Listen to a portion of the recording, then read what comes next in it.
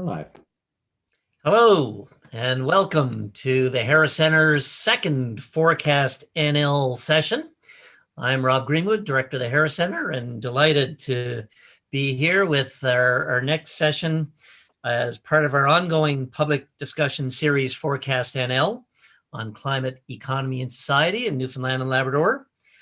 Before we begin, I would like to acknowledge that the lands on which Memorial University's campuses are situated are in the traditional territories of diverse Indigenous groups, and we acknowledge with respect the histories and cultures of the Beothuk, Mi'kmaq, Innu, and Inuit of this province. As I mentioned, this is the second session in our new series, Forecast NL. Over the next 18 months, we'll be having some difficult conversations, discussing and learning about the key challenges and opportunities related to climate, economy, and society in this province. And we'll be asking you and each other, what can we do? What should we do? And how? I'm delighted to have three panelists with us today to begin answering these questions and shedding some light on how climate change will impact us here in Newfoundland and Labrador. Ashley Smith is owner and managing director of Fundamental Inc., a socially focused firm which provides consulting and support for climate-based action. Ashley has a bachelor's degree in environmental science and chemistry from McGill University and a master's degree in civil engineering from the University of Toronto. Ashley is LEED accredited and has over 18 years experience in sustainable design, community planning, construction project management, and renewable energy. Then we have Dr. Ashley Consolo. She is a health geographer and the founding dean of the School of Arctic and Subarctic Studies in the Labrador Institute of Memorial University. As a community engaged social science and health researcher working at the intersection of place, culture, health, and environment, Ashley has a particular interest in the climatic, social, environmental, and cultural determinants of Indigenous health, intercultural learning and dialogue, environmental ethics, and the social justice implications of social, environmental, and health inequality. She is a leading voice nationally and internationally on climate change and mental health, ecological grief, and intangible losses and damages that arise from climate change. And finally, Dr. Joel Finnis. Joel is an associate professor with the Department of Geography at Memorial University. Originally trained in the atmospheric and oceanic sciences, his interests have gradually expanded from climate dynamics to include research at the intersection of the natural and social sciences. Recent efforts include development of novel hazard climatologies, analyses of marine forecast application, communication, and implementation, and critical reviews of climate perception research. His work is currently used to inform climate adaptation efforts in the province of Newfoundland and Labrador and is central to a provincial adaptation training initiative called Building Climate Resilience. Thank you all for being here today. Great lineup for this complex and interconnected topic. I thank also, of course, all our participants online. And a special shout out to our Citizen Forum members from across the island and Labrador.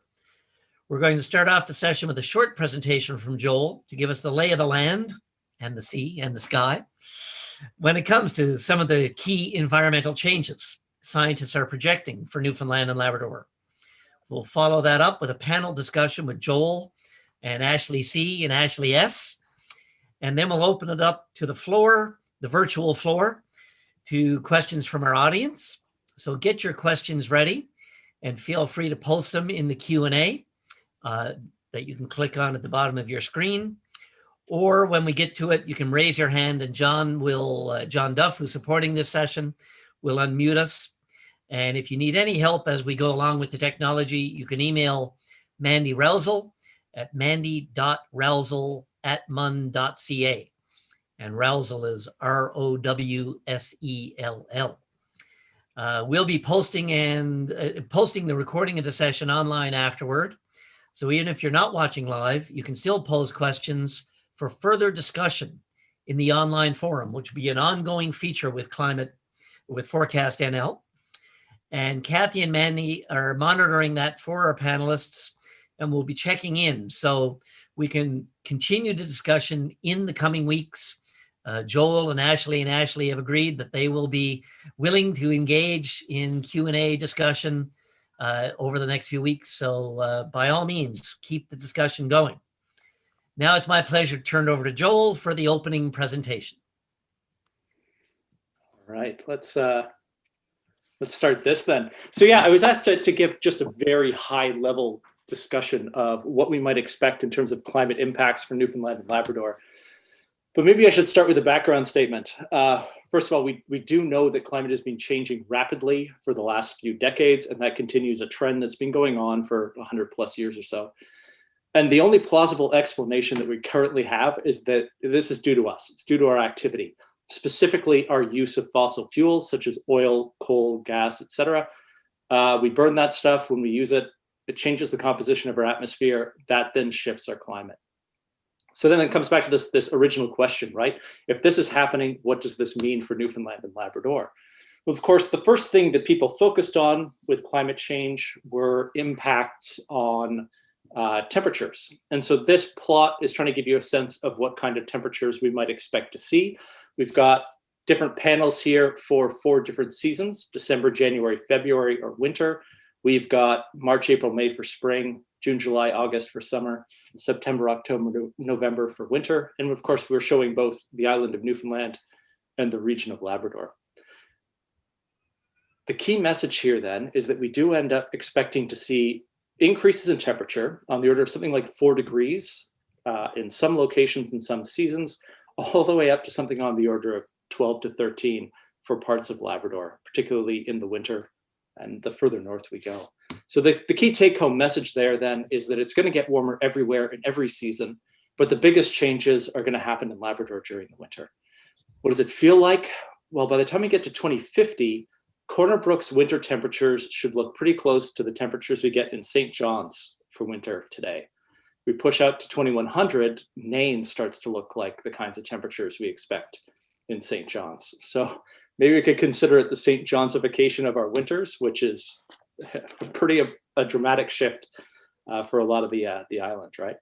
But of course, as we change temperatures, we do see that other things shift as well. Notably, precipitation is expected to increase.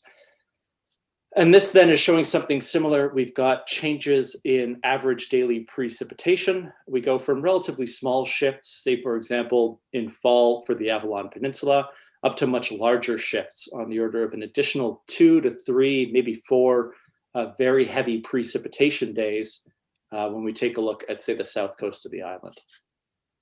But again, the message is it's getting wetter everywhere in every season by as much as an extra millimeter per day or so on average.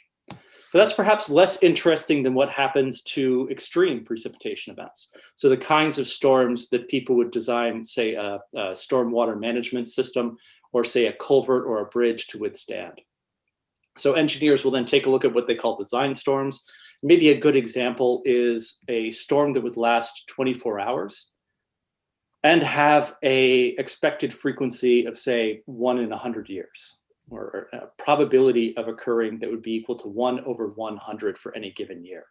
If we take a look at what the current design storm might look like, we can look at this black line. We'd find, say, for example, our 100-year storm with that gray line. We track it back and get an intensity. But if we take a look at what happens to the frequency of the same storm as we move into the future, we can take a look at modest projections for the future in green, and heavier projections or higher end projections in red. And we see that the frequency goes up dramatically. So what used to be a 1 in 100 year event becomes the 25-year event, or even worse, perhaps the 10-year event, depending on which projections we're looking at. So that then means we've got much higher risk of heavy precipitation, in fact, 4 to 10 times more likely. We see something similar then when we take a look at the impacts of, say, sea level rise. As we melt glaciers, as we warm up the oceans, we expect that sea level will continue to rise globally. And by the end of the century, we might expect 0.5 meter to 3/4 of a meter. That's sort of in the reasonable range of expectations at the moment. This plot over here is showing what a half-meter rise would do to the frequency of coastal flooding. So we're basically seeing how much more often we'd expect to see this. If we get a value of 100, we're talking about 100 times more likely in terms of one of those target coastal flooding events. So a half-meter rise gets us to the point where coastal flooding becomes 100 times to 1,000 times more likely. If we push this to the high end to 0.75 meters, we're getting to the point there where the low tide in the future in a place like St. John's will become the current high tide. So it just gives you sort of a range of impacts there. Of course, other things are shifting too. These are some animations provided by Secor showing how, as we move from the 80s to sort of the last decade or so, the number of days in which we've had open water has been declining around Labrador in particular, as has the mean annual concentration of sea ice.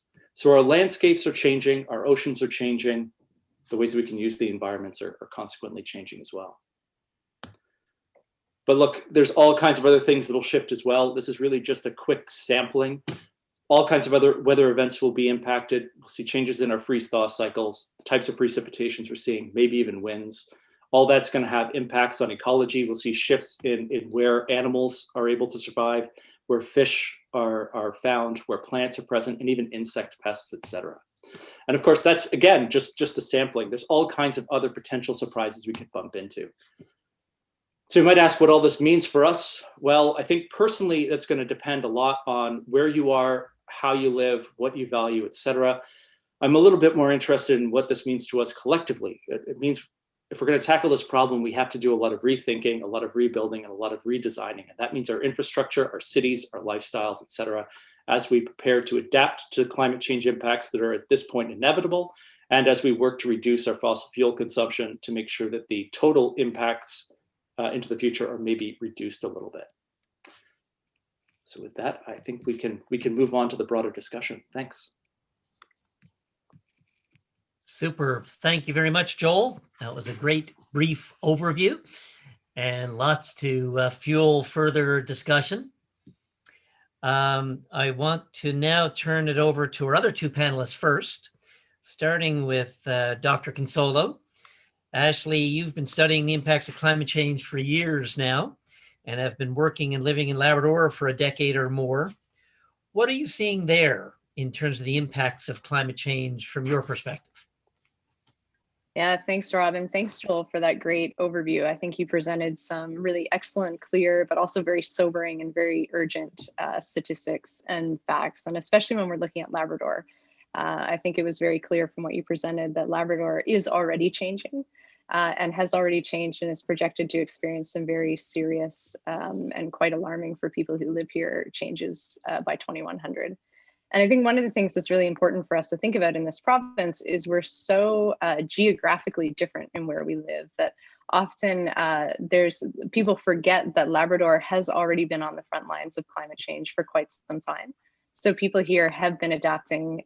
They've been experiencing the physical and mental health impacts. They've been experiencing the impacts to livelihoods, to travel safety, to sea ice decline, to impacts on culture and identity, ability to hunt food security. So it's something that's already present. And in fact, many people in Labrador have been doing really exceptional research. In particular, the 3 Indigenous governments have been leading research for decades on this and sounding the alarm. And a lot of Inuit and Innu in Labrador are really recognized as national and international leaders on climate change and what it means for Indigenous peoples, but also people globally.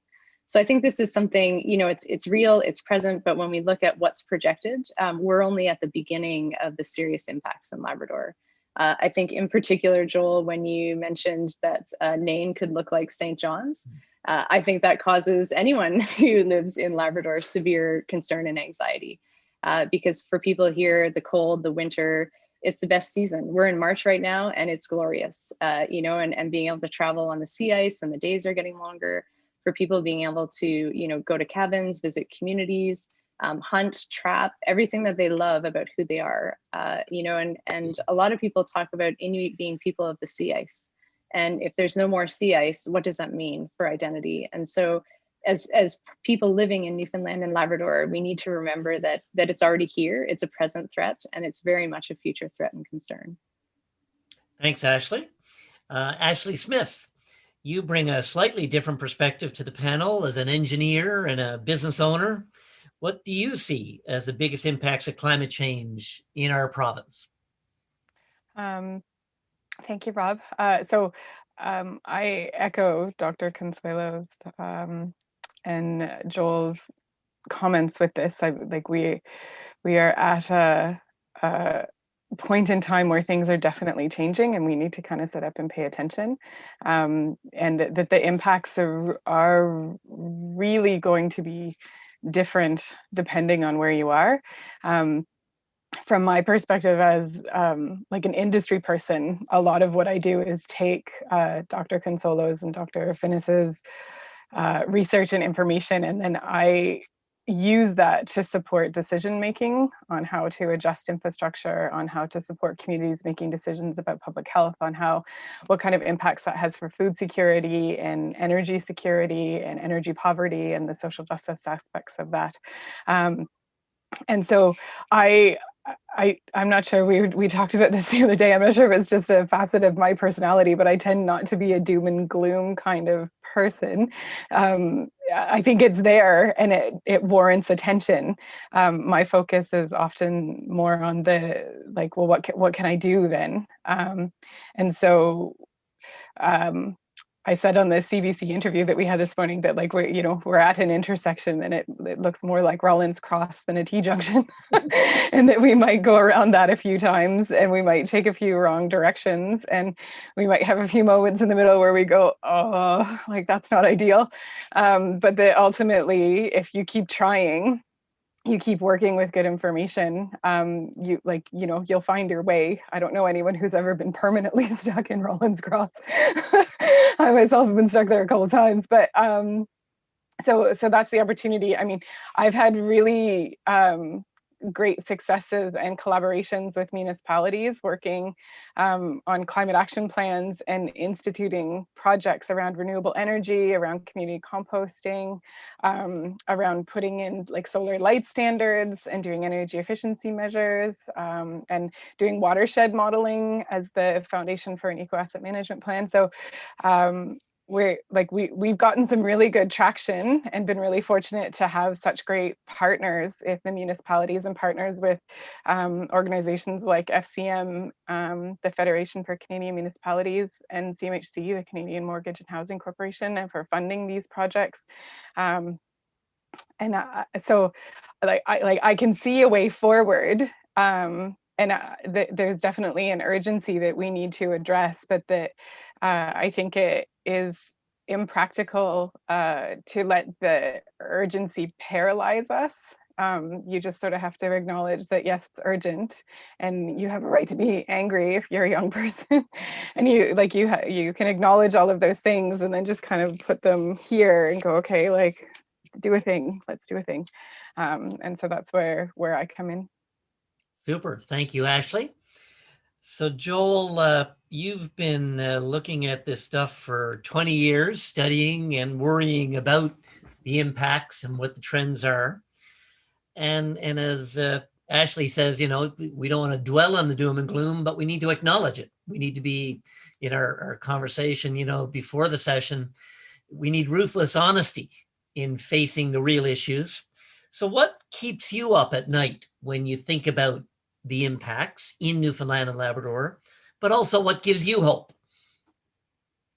Yeah, so I think there's a few things there. I would say, for example, that having worked on this for a long time, one of the key things that I think about these days is that we left the time for easy, comfortable, slow solutions behind some time ago. So Ashley's point that we need to avoid paralysis, we need to actually do something is more pressing and urgent now than ever before, right? There's a degree to which the last 20 years have felt like I felt like somebody's morning alarm. I keep going off and they keep hitting the snooze button. I keep going off and they hit the snooze button. And unfortunately now we're all late to work. Like, we really have to get going, right? Does this keep me awake at night? Climate change doesn't. I feel like it's a horror movie that I've watched multiple times. I know all the surprises. There's no worries involved in it for me anymore. I've sort of become numb to it. What keeps me awake though is more the fact that I have started to think more and more about climate change as a symptom of a larger problem, right? This increasing push away from a society that focuses on collective health and well-being, developing social programs, looking out for one another, towards a society that increasingly prioritizes the collection of personal wealth amongst the hands of the richest people, right? So every time somebody says, well, we need to think about running our province or our government as a business, that'll keep me up with rage all night, right? What gives me hope is that I think a lot more people are recognizing that as an overall problem and are starting to push back. I can think about the huge protests around climate change in the last couple of years, but not just that. Also things like the Black Lives Matter movement, the amount of attention that we're seeing now to problems related to inequality, problems related to environmental justice, et cetera. There's a willingness there, it seems, to force governments, to force businesses, to force us collectively to actually take action. And that's where I see the most hope. Thanks, Joel. Ashley Smith, I'll shake up the order we go through the panel each time. Ashley Smith, what keeps you up at night? And where do you see hope, building on some of your earlier comments? Absolutely. So what keeps me mostly up at night, there's a few things.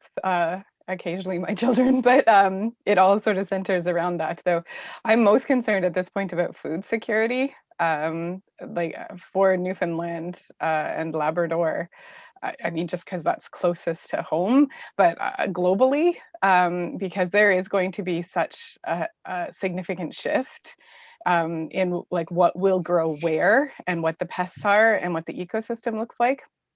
And the knowledge around being able to grow food is often generations old in the knowledge and how that knowledge gets transferred. So, I mean, if you know how to grow potatoes, that doesn't mean you're going to know how to grow corn or anything else for that matter, right? And so, and then having sufficient seed banks in order to make sure that like you have the opportunity to fail a few times, because I mean agriculture is one of those things that sometimes it goes spectacularly well and other times it goes the opposite of spectacularly well, and so that's the thing that concerns me the most, is, I mean, food security overall, and it's more about my children than me. I mean, because you know I'm going to be close to the end by the time like the worst of it happens here, but my kids are going to need a place to be, so that's what keeps me up at night. Like what motivates me is, and keeps me moving forward, is the knowledge that people do care, as Joel commented. Like there is an awareness and there is a desire, and often it just comes down to being able to take the information that they know and have from their lives, just living in those spaces, and being able to articulate their knowledge as a climate change value proposition. And then you can always find a way to address what it is that they know is the thing they need to be most concerned about in their community. And so being able to support that works well. And just seeing all of the efforts so far, like even just in the last 2 years in the province, seeing people, you know, do community agriculture and local things and putting in renewable energy at a community scale, and looking at, eco asset management as the initial framework, you know, like we'll just leapfrog the old way of doing things altogether and get straight to what we know is a more appropriate solution cycle. And so those are the things that I worry about and keep me going.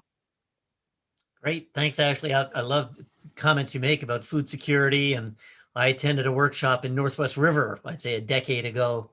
There was a guy presenting on forestry and the impacts of climate change and all the things that would help new things grow, but then the new pests. And he said, this isn't rocket science. This is much more complicated. It really helped you understand the implications. Ashley Consolo, what keeps you up at night and what gives you hope on all this?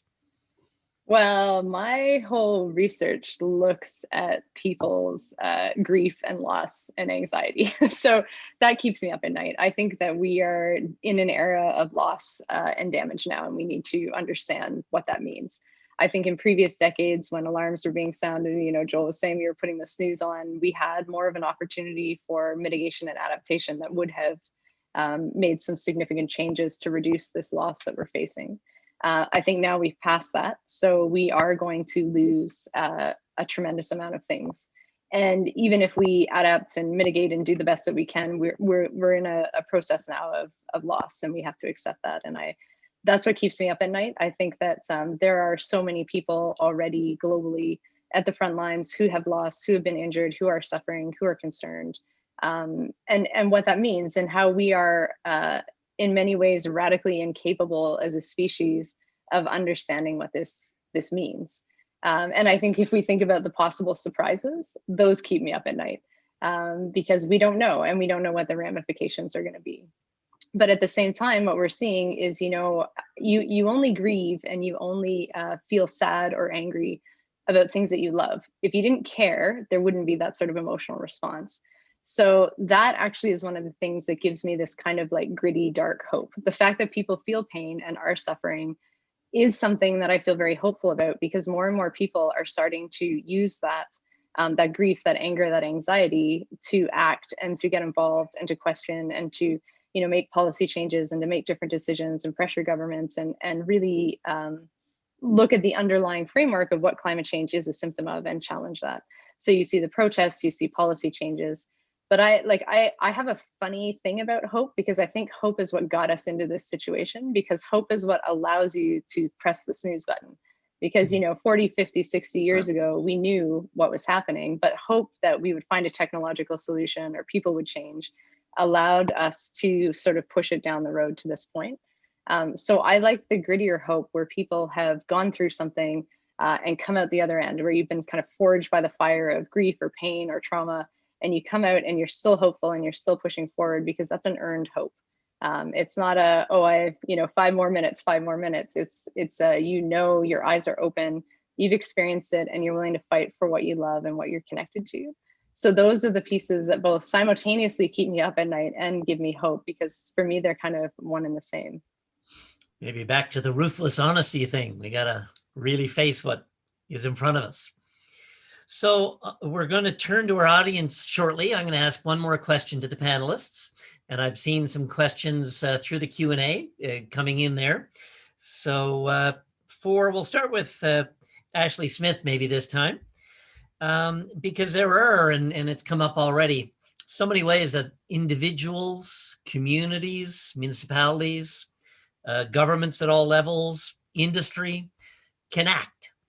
And so maybe Ashley Smith, starting with you, what do you think is a key thing or a couple that we should be doing? And it could be at the family level, it could be at the community, government, whichever ones you think, one or two that are most important and doable. Wow, that's a big question. Because I mean, what you have within your sort of sphere of action or circle of influence is going to be different depending on whether you're an individual. Let me think here. Okay, so if you are an individual, I'm pretty sure my top 2 are going to be consult a financial planning professional, so that you can identify opportunities for energy efficiency and renewable energy and electric vehicle investments that are offer good quality solutions for you in the long term. So that would be the one. And then compost, either with a rodent-proof something in your backyard or one of the services of the local business. So if you're a resident, like an individual, that's what I would do.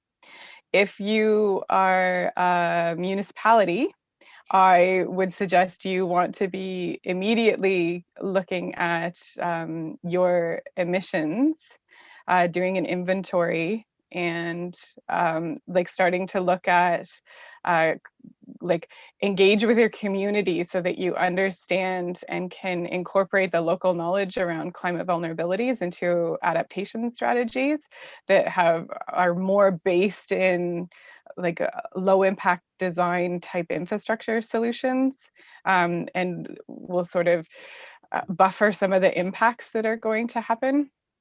And if you are a corporate individual, I would say again, start with an emissions inventory so that you can sort of measure and manage. And then like that's going to be very specific depending on what kind of industry you are, but then you identify a vision and a strategy and action in the same way as like any sort of action roadmap tells you to, but you start with an emissions inventory, and then layer on concerns about adaptation, maybe how your supply chains would be impacted and that kind of thing. And then you can move forward that way with sort of climate conscious decision metrics.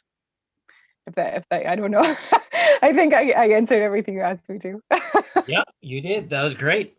Maybe Ashley Consolo next. At whichever levels, what do you think are a couple of key actions that people should be aware of? Yeah, I mean, I think we need a radical reckoning with ourselves, and it goes back to what Joel was saying, that climate change is a symptom of something that we have allowed to happen, that's from a particular worldview, that is creating consumption over environments and sustainable health and well-being. So I think on the big level, we have to reckon with ourselves and challenge that. There are other ways of looking at the world and other ways of being. And certainly global Indigenous peoples have been leading the way and pushing for a renewed relationship with the world. So I think there's that level. I think as individuals, we have to figure out what our sphere of influence is and act as much as we can. So, be loud, pressure where you can, vote, use your powers where you can, get out and make decisions that will be good for the environment for the future. Encourage your friends, family, children, grandchildren, whoever it is, to do the same. Like, I don't think this is time for citizens to be quiet. We've lost that. There's no more time to be quiet. It's time to be loud. And I also think, and because of the area that I work in, we need to effectively mobilize our emotions. So whether it's grief, it's anger, it's anxiety, it's sadness, it's fear, we have to understand that is a natural and healthy response to what we're seeing. And not be paralyzed by it, and use it to mobilize and to mobilize change and to pressure and to be loud. But also, if you're suffering, absolutely seek supports and helps. And there's lots of different types out there, because a lot of people are still, wondering if what they're feeling is even legitimate, in quotations. And so people ask me all the time, I'm embarrassed to say that I'm really stressed or sad about these things, but it's a natural and healthy response, and we've got to deal with it so that we can meet the challenges that climate change is putting on us right now. There's no more time, so it's a time for action and a time for pressure. Thanks, Ashley. And then we'll finish the panel where we began with Joel before the Q&A for the audience. Your thoughts on actions at whichever levels? So I suppose I'd echo everything that Ashley have pointed out, right? I mean, there's things you can do in your backyard. There's things that you can do in terms of voting and activism. But maybe I'll answer a slightly different question. In terms of hope, let me reframe climate change as a consumption problem, right? It's really about our burning of fossil fuels. And that means that where we're burning more fossil fuels, and people who are burning more fossil fuels have a greater individual opportunity to change things. And frankly, in Canada, we are massive consumers of fossil fuels. On a per capita level, we are much more to blame than so much of the rest of the world, right? But that also means that we have the ability to start making changes, small changes, large changes, that are going to accumulate into a much bigger shift. There's some problems to that. I mean, frankly, we live in cities, we live in towns, we live lifestyles, we work at jobs that have been designed and built with the assumption that fossil fuels are cheap and readily available. And so it's led to that overconsumption. And so there are some ways that we can change easily, and there's some things that are kind of built into the environments we've built for ourselves. And those are harder to deal with and will take much more time. But frankly, Canadians have an ability to impact climate change to a greater degree than other places. If you want to start thinking about how, I'm going to post in the chat here. Don't do it yet. Save it for later on. Finish the discussion here. But I'll post a link to a very, very easy and graphically friendly ecological footprint calculator that'll help you just answer a few questions about what you do, how you live your life, and it'll tell you effectively where your overconsumption levels are hitting. And you can tweak that to see what you could shift, right? So anytime you can avoid driving or traveling in a plane, or live in a smaller home, or reduce your heating bills, anything along those lines are going to help. And I guess I'll leave it at that. Thanks, Joel. Well, we're right on schedule for our format. So thank you, panel, for really insightful, but also succinct comments and dialogue. And I want to extend the same to the audience now.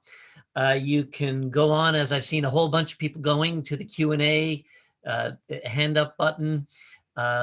Kathy Newhook with the Harris Center, our lead on ForecastNL, will be monitoring the Q&A. We also have the emails that can go in, as I mentioned.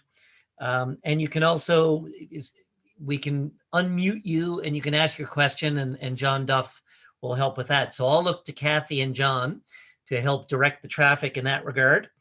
And we want to hear from all of you. If you're a Citizens Forum member, we also have a knowledge mobilization committee with this project that includes all kinds of organizations. So if you're active in one of them, we want to hear from you. We have a steering committee. So this is your chance. Kathy or John, where do we want to begin with our questions from the audience or comments? And again, if you're on there live, please be succinct and introduce yourself.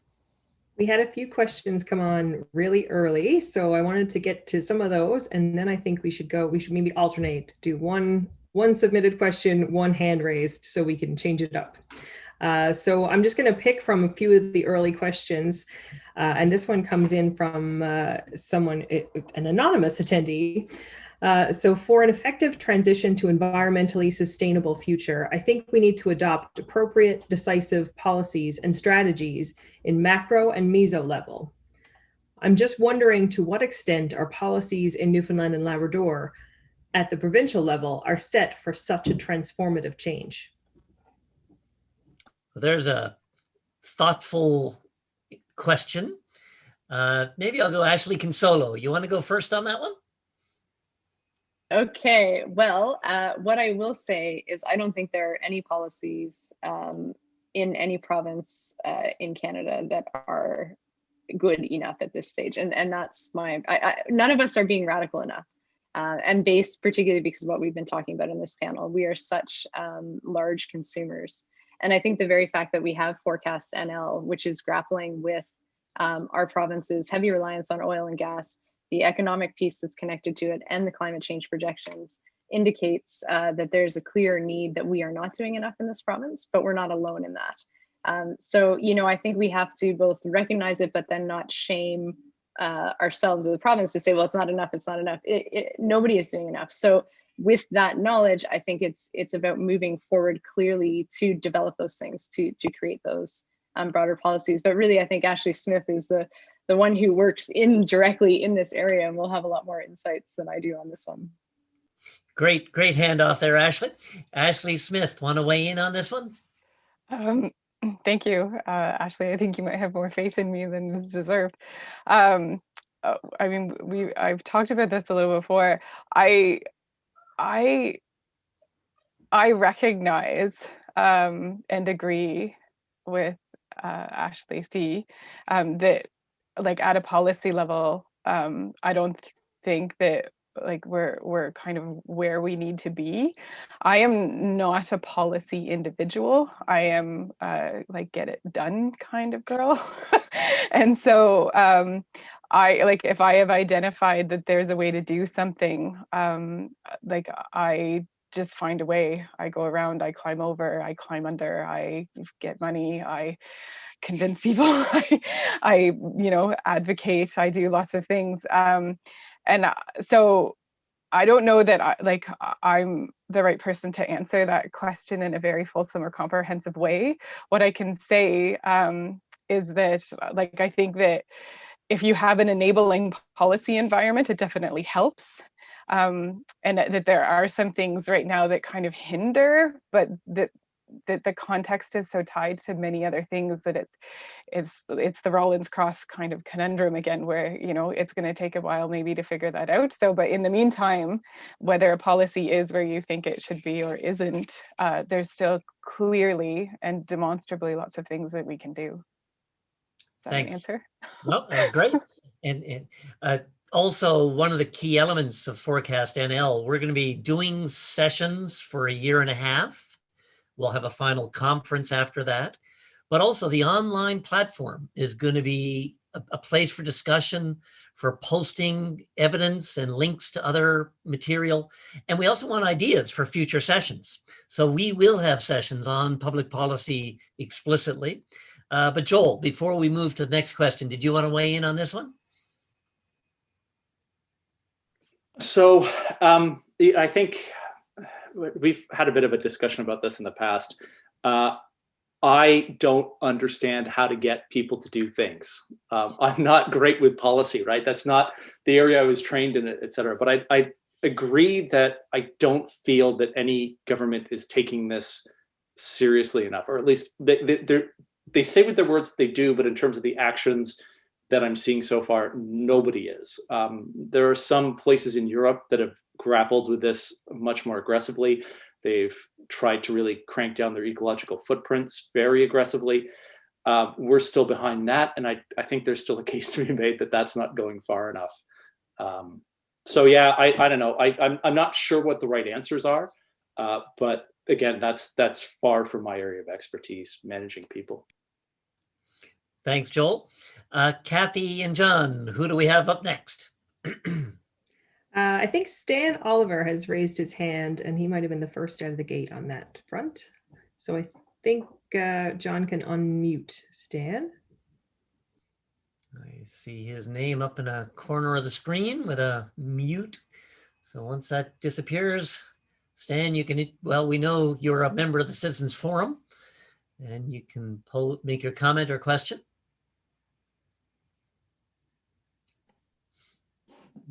I've asked Stan to unmute. I don't know if he's heard us at the moment. Oh, there we go. He is. Sorry about that, folks. I must have raised my hand by mistake because I got like 3 technologies going on here. And sorry about that. But I'll pass on a comment. Glad to be a part of today. And as Dr. Ashley Casolo said, we in Labrador, especially the farther north you go, we're the first as Inuit to feel the impacts of climate change. And we felt it time and time again, even in my short life of 57 years, there's places I used to go on skidoo that I cannot go no more. So something is happening. It's thawing out earlier and freezing up later. We see fog in places we've never seen before. And more particularly, we're seeing a lot of changes in biodiversity with regards to new species, new birds, new fish. We have striped bass now as far as Riglet. I mean, they're Atlantic and Miramichi species. We're seeing birds. I'll give you a short story. I was in Hopedale a few years ago, and an elder Inuk man couldn't speak very much English. He said to me, "Funny old birds coming, Stanley." Now, that was a very profound statement. What he meant was he never seen them before, and why are they here? So I'll be quiet now. Thank you, Stan. Really, really helps ground the reality of this. And we do plan to have a session specifically on the North and Labrador very soon. So stay tuned for that one. I think, Kathy, maybe we can go to the next question or comment, because I see our panel all nodding to what Stan had to say. Sure. Do we want to go to another person who's raised their hand? I guess Don Spencer. So John is doing his magic there, and see if Don has a question or a comment, and you can introduce yourself and have a succinct. All right. My name's Don Spencer. Hi. Can you hear me? Yes, sir. Loud and clear. Okay, good. Yeah, I'm a retired engineer, and I got interested in climate change a number of years ago. And I think I put a couple of questions in, but I'll just repeat them here. One of the big issues, I think, is population. Is both CO2 and methane are basically waste gases from human activity. So population is really the root cause. And our population of the planet has grown from 1 billion at the turn of the century to 8 billion now. And it'll probably reach 11 or 12 billion if it plateaus at all. So thinking that that is the root cause of our problem, should we not be looking at that as a somewhere to go? If we could reduce our population by half, we would have half as much greenhouse gas. Even if we carried on activity as it is. I guess my second sort of point is, I think we have time, and I agree. I guess I disagree with Joel on this. I think there is time to do it in a methodical way, and without doing undue harm to society. And we can fix this problem. We probably do have 60 to 80 years.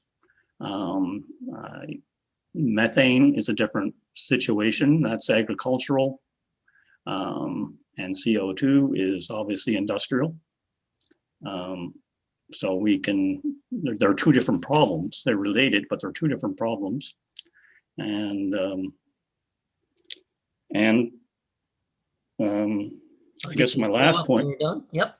Yeah, last little point is I looked at the historical record for St. John's on climate and found there was been no change in the last 70 years in the long term. That's looking at precipitation, wind,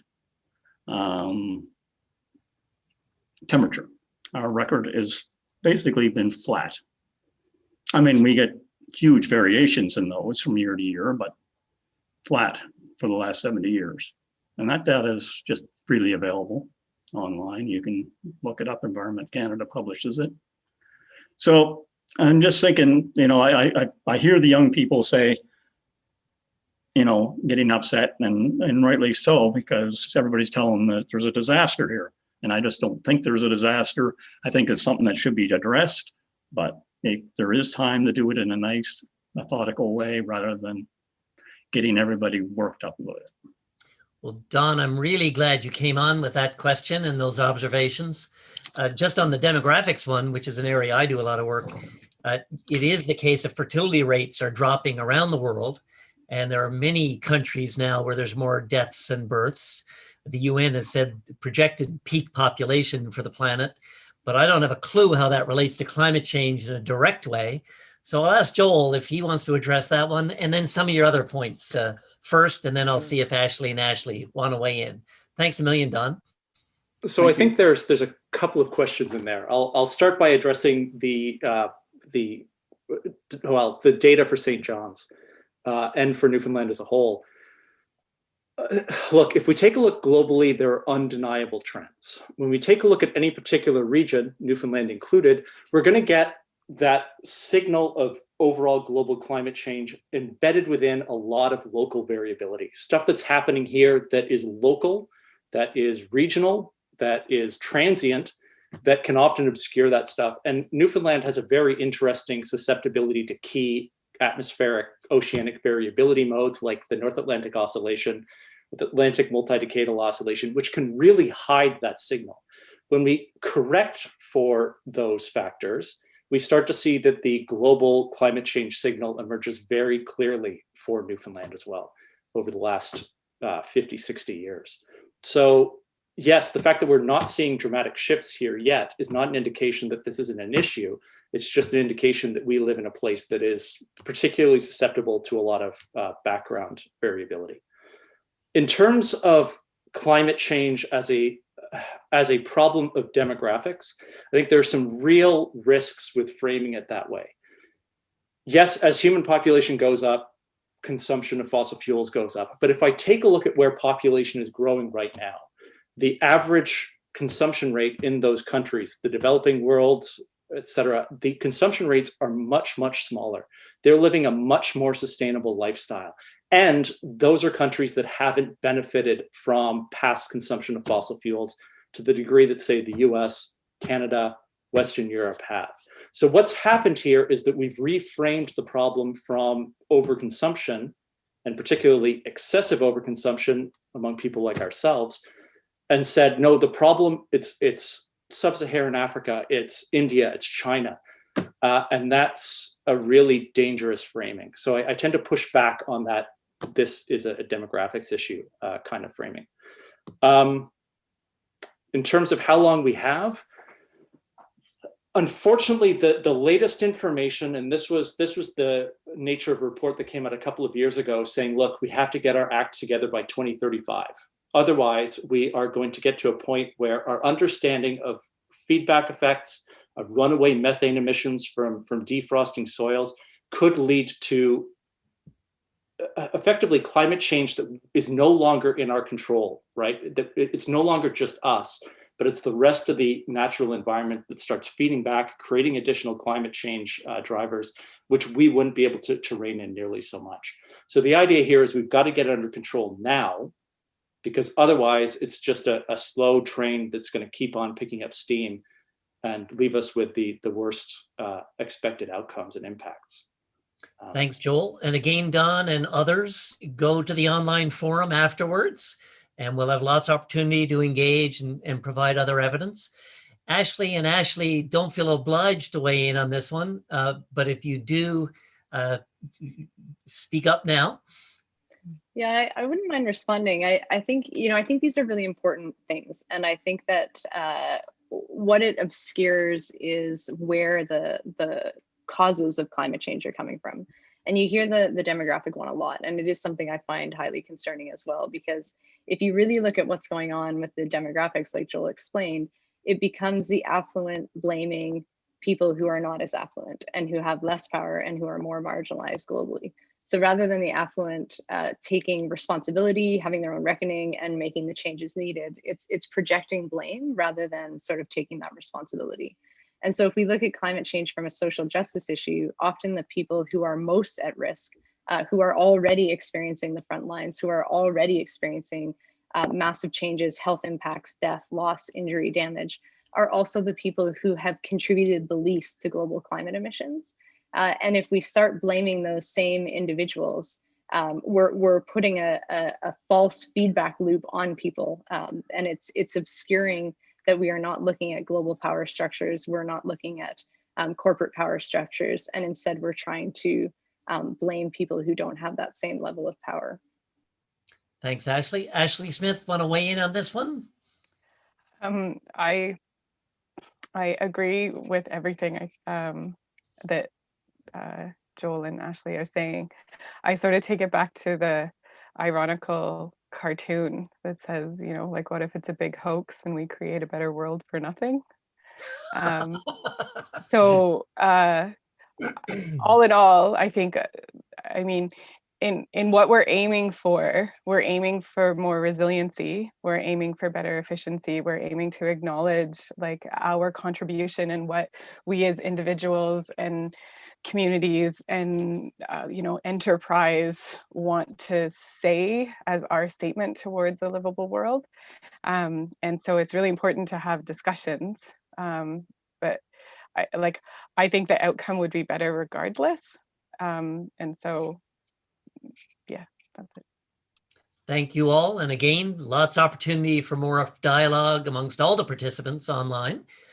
Kathy, a next question from sent in or live? Yeah, we do. There are a lot of questions that have been submitted that we're not going to get to, like 25. So I'm scrolling to pick what could fit in with the conversation at this point. But I did want to say that we'll capture all of those questions, and we'll even put some of them into the online forum just to have them there so that people can respond to them and fuel some discussion. But we'll also roll it into our planning process for future sessions. So just because your question is not being answered doesn't mean it's not being heard or listened to, or it's not a great question. I think this is probably a good session or a good question to end on from Emma Hamilton. What opportunities do you see for Newfoundland and Labrador to become a leader in climate action? Great question to end on. You're right, Kathy. Maybe we'll start with Joel where we began. Yeah, so I mean, in one regard, I can immediately point to Newfoundland and Labrador sort of getting ahead of the pack, and that's the commitment that various government departments here have made to incorporating climate change projections into long-term planning for the province. So, when I first started at MUN, I was involved in cranking out some climate projections that were translated into some format that could inform long-term planning. And at the time, that was relatively unusual across Canada. So they were ahead in terms of thinking about adaptation. I'd love to see us get a real run at mitigation as well, although we're not quite there yet.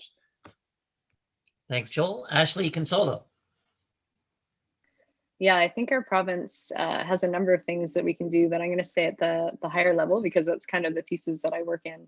I think we need to trust the science and believe in the science and know that the science is accurate. And, globally, we know this to be true. There's no global dispute on this. So we need to trust the science, and we need to incorporate not only sort of Western trained scientists, but also Indigenous science. And in particular, I'm going to put a plug in for Labrador. There is tremendous science here from an Indigenous perspective and tremendous action and work that is not being incorporated into larger provincial plans. And I think we need to really reconsider that approach.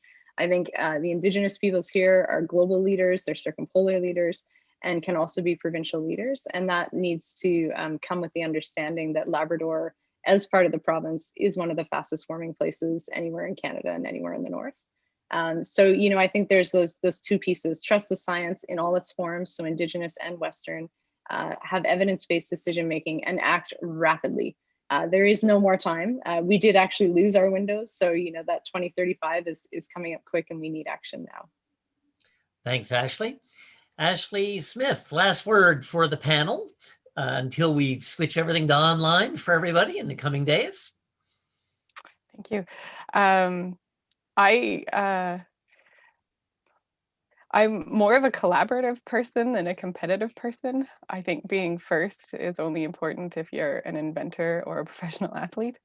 So I tend more towards just trying to find something that's going to make the biggest difference in who's ever has come to me for decision-making support or strategic planning. So I'm less concerned about being a leader and far more concerned with implementing all of the amazing technologies that we do have in ways that are really helpful and useful and practical. So that may have been what Emma was trying to get at when she answered her question. But I do see enormous opportunities in Newfoundland. We have incredibly skilled people who can shift skill sets into new industries. We have the third best wind resource. We have really quite excellent solar access, for our latitude. We have, really engaged community members who are willing to sit down and care enough to have a conversation with you about it. I have coming from Ontario, I have never experienced a situation where I go in and I sit down and everyone's like, so you're going to do a thing. I'm like, okay. And they're like, we're going to tell you this stuff. And I say, okay. And then they work through and they see it through the whole way, and you support it. And that's not, I think, it's not a thing that happens anywhere else. It is, in my experience, unique to Newfoundland and Labrador. And it's an amazing thing to be a part of. So I think I answered the question I wanted to answer instead of Emma's, but maybe a good place to end anyway. That is a fantastic place to end. And thanks to Ashley and Joel for a superb conversation. And thanks to all of you who submitted questions. And as Kathy Newhook mentioned, we're going to be capturing all of them online as well as in the planning for the future sessions. I want to remind everybody to please visit www.harriscenterforum.ca to register and then take part in the full ForecastNL project. This is I love Ashley's analogy of Rollins Cross. Sorry for those of you who haven't driven in St. John's. Maybe you're better off, but it's a great, this is not simple. There are many ways in, there are many ways out, and sometimes you have to keep going in circles until you get out. And so we're going to work on this together over the next year and a half, but we want to have results all the way along the way. And so get online with the site. By registering, you'll be able to watch and rewatch any of the sessions, read other content and information, and most importantly, take part in discussion forums, suggest topics, and ask further questions you might have related to today's panel. If you have any questions on the process, please reach out to us at mandy.rousel@mun.ca, and you can go on the Harris Center website and find all that. We're working on putting together the next couple of sessions for April and May. One will be specifically focused on what's happening in Labrador. As we've heard today, it's a key area of concern, a bit of a canary in the coal mine for the province and Canada, and impacts, as we heard, really poignantly today. So there will be lots to discuss and learn in that session for sure. And then we're planning for the first few sessions to be broad introductions to the overarching themes. But then based on these discussions and the input from participants through the online forum, we'll be adding more sessions and other content to drill down into specific topics. So some will be macro, some will be meso, kind of mid-level, some will be more micro and firm level or family level. So keep an eye out for details on the next session. We're really excited about this process, and we think it has enormous impact potential for our province and to inform the country and beyond. Thanks again to our panelists for joining us today. And thanks to the team for pulling this together. John Duff with the Emira Innovation Exchange, always great. Kathy and Mandy and the team at the Harris Center. And again, thanks to Ashley and Joel, sharing your expertise from the university, from the community. Lots more to come. We'll see you at the next session. Thanks a lot.